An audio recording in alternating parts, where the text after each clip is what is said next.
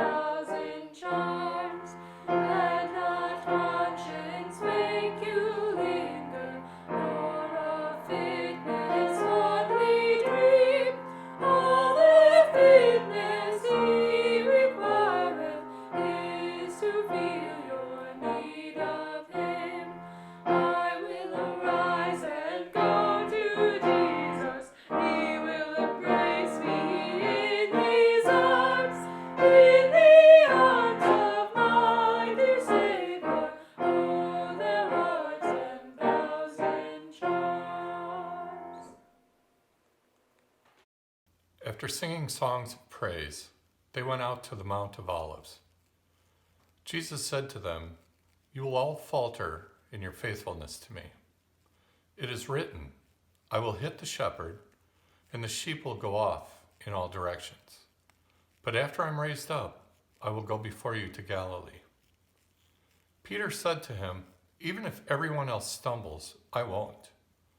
But Jesus said to him, "I assure you that on this very night, before the rooster crows twice, you will deny me 3 times.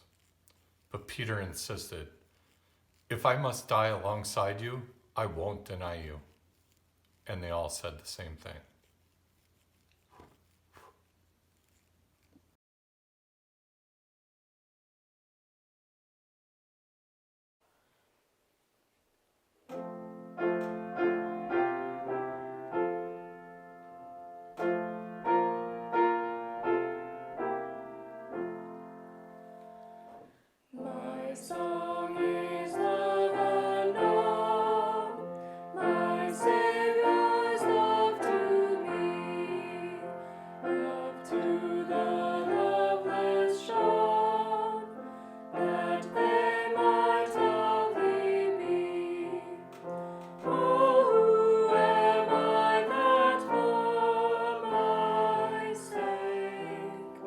My Lord should take real flesh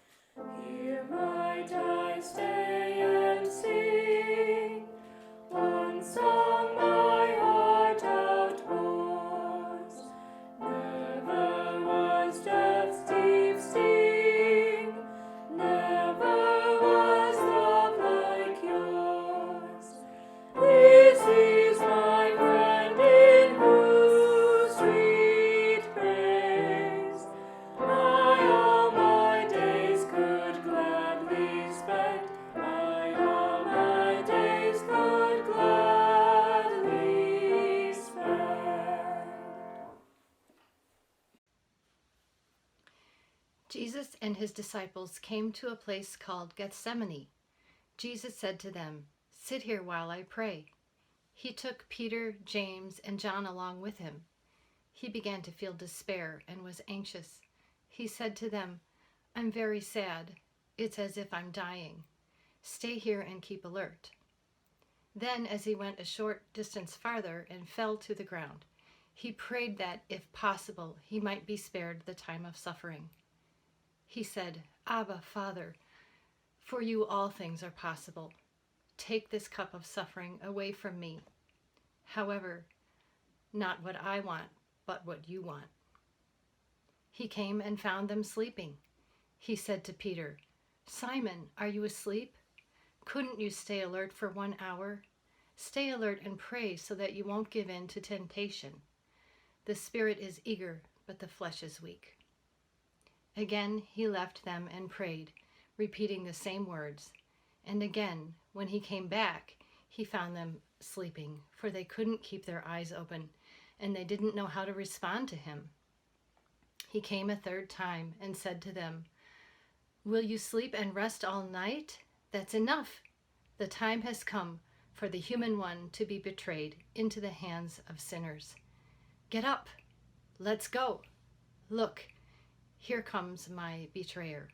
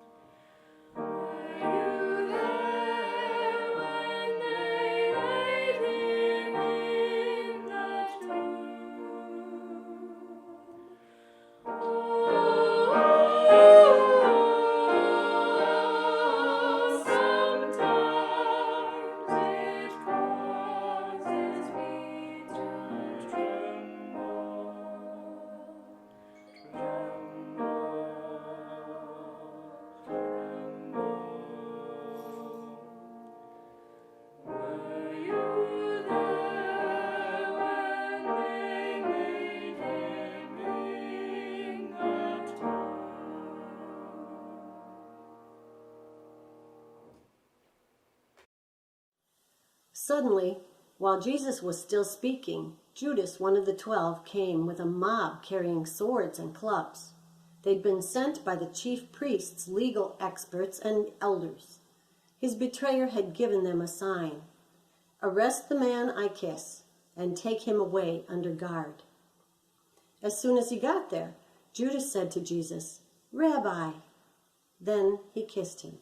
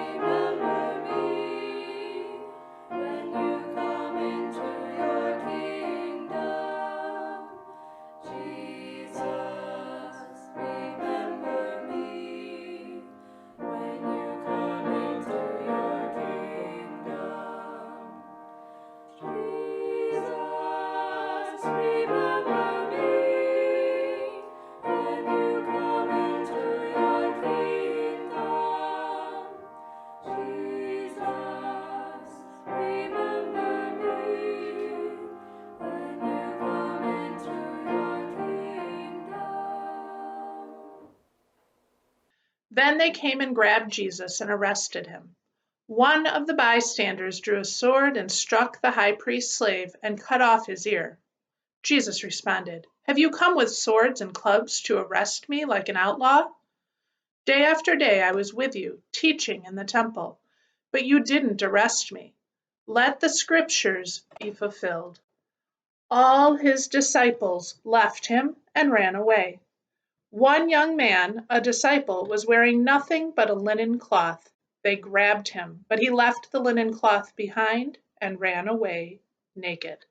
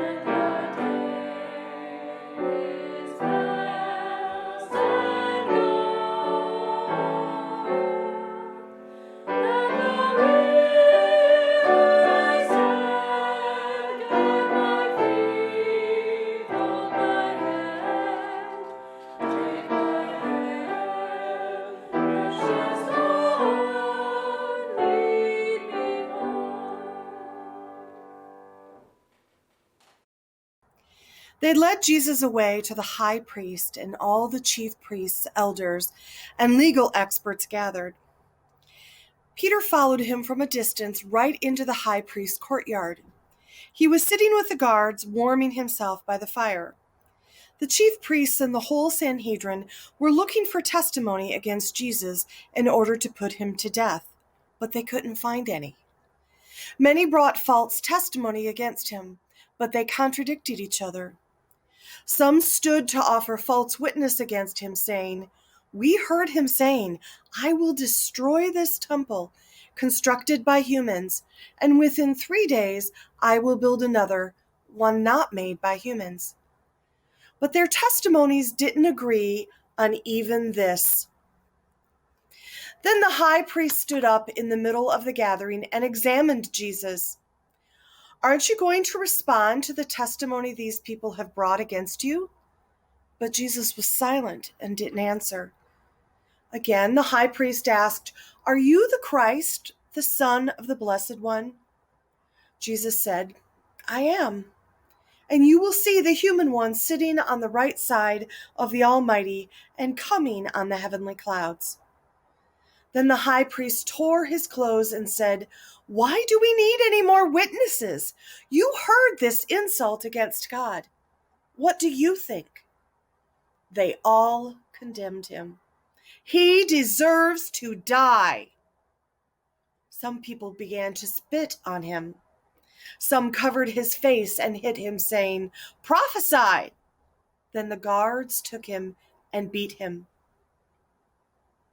Meanwhile, Peter was below in the courtyard. A woman, one of the high priest's servants, approached and saw Peter warming himself by the fire. She stared at him and said, You were also with the Nazarene, Jesus. But he denied it, saying, I don't know what you're talking about. I don't understand what you're saying. And he went outside into the outer courtyard. A rooster crowed. The female servant saw him and began a second time to say to those standing around, This man is one of them. But he denied it again. A short time later, those standing around again said to Peter, You must be one of them because you are also a Galilean. But he cursed and swore, I don't know this man you're talking about. At that very moment, a rooster crowed a second time. Peter remembered what Jesus told him. Before a rooster crows twice, you will deny me 3 times. And he broke down sobbing.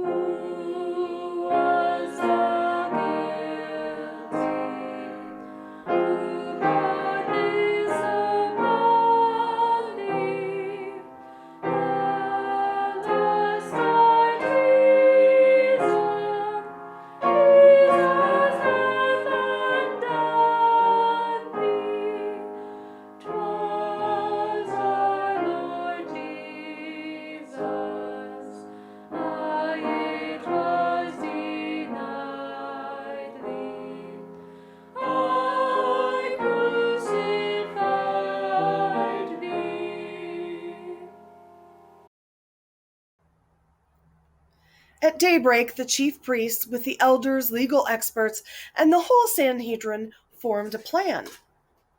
They bound Jesus, led him away, and turned him over to Pilate. Pilate questioned him, Are you the king of the Jews? Jesus replied, That's what you say. The chief priests were accusing him of many things. Pilate again asked him, Aren't you going to answer? What about all these accusations?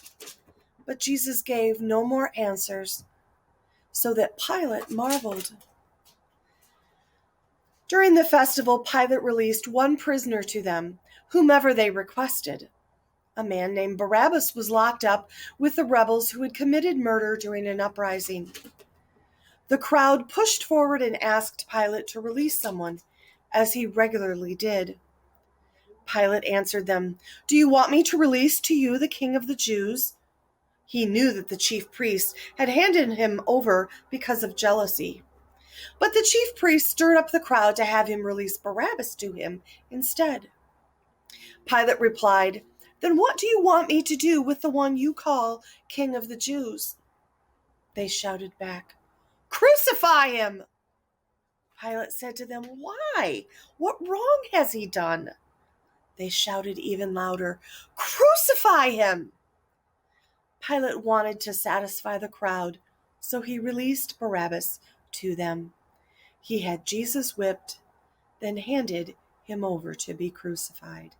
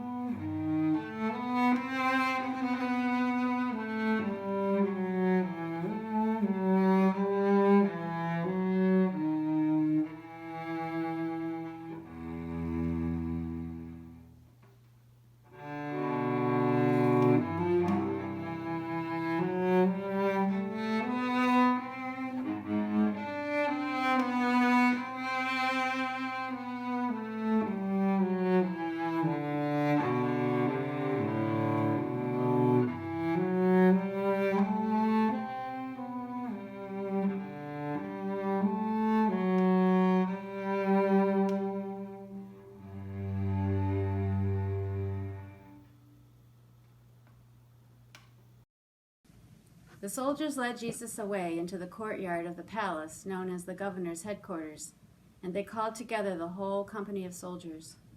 They dressed him up in a purple robe and twisted a crown of thorns and put it on him. They saluted him. "Hey, King of the Jews!" Again and again they struck his head with a stick. They spit on him and knelt before him to honor him. When they'd finished mocking him, they stripped him of the purple robe and put his own clothes back on him, and then they led him out to crucify him. Simon, a man from Cyrene, Alexander and Rufus's father, was coming in from the countryside. They forced him to carry his cross. They brought Jesus to the place called Golgotha, which means skull place. They tried to give him wine mixed with myrrh, but he didn't take it. They crucified him. They divided up his clothes, drawing lots for them to determine who would take what. It was 9 a.m. when they crucified him. The notice of the formal charge against him was written, "The King of the Jews." They crucified 2 outlaws with him, one on his right and one on his left. People walking by insulted him, shaking their heads and saying, "Ha! So you were going to destroy the temple and rebuild it in 3 days, were you? Save yourself and come down from that cross." In the same way, the chief priests were making fun of him among themselves, together with the legal experts. "He saved others," they said, "but he can't save himself. Let the Christ, the King of Israel, come down from the cross. Then we'll see and believe." Even those who'd been crucified with Jesus insulted him.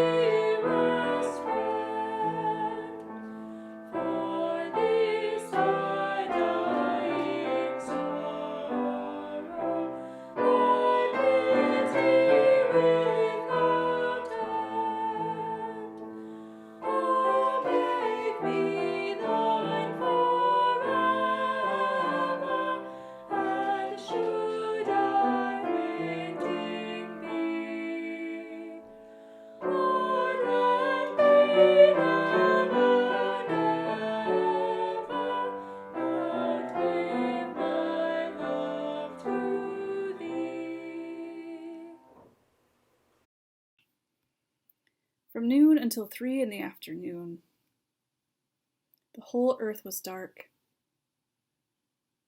At 3, Jesus cried out with a loud shout, "Eloi, Eloi, lama sabachthani," which means, my God, why have you left me?"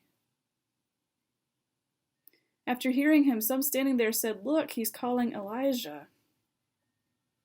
Someone ran, filled a sponge with sour wine, and put it on a pole, and he offered it to Jesus to drink, saying, "Let's see if Elijah will come to take him down."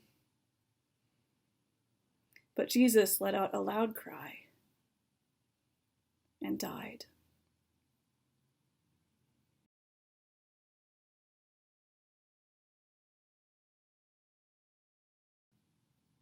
The curtain of the sanctuary was torn in two from top to bottom. When the centurion who stood facing Jesus saw how he died, he said, "This man was certainly God's son." Some women were watching from a distance, including Mary Magdalene and Mary, the mother of James the younger one, and Joseph and Salome. When Jesus was in Galilee, these women had followed and supported him, along with many other women who had come to Jerusalem with him. Since it was late in the afternoon on preparation day, just before the Sabbath, Joseph from Arimathea dared to approach Pilate and ask for Jesus' body. Joseph was a prominent member of the council who also eagerly anticipated the coming of God's kingdom. Pilate wondered if Jesus was already dead. He called the centurion and asked him whether Jesus had already died, and when he learned from the centurion that Jesus was dead, Pilate gave the dead body to Joseph. He bought a linen cloth, took Jesus down from the cross, wrapped him in the cloth, and laid him in a tomb that had been carved out of rock.